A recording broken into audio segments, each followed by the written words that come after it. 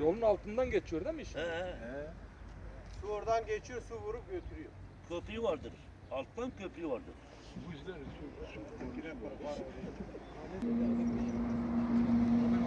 Bir de karşı taraf da aynı o durumdadır.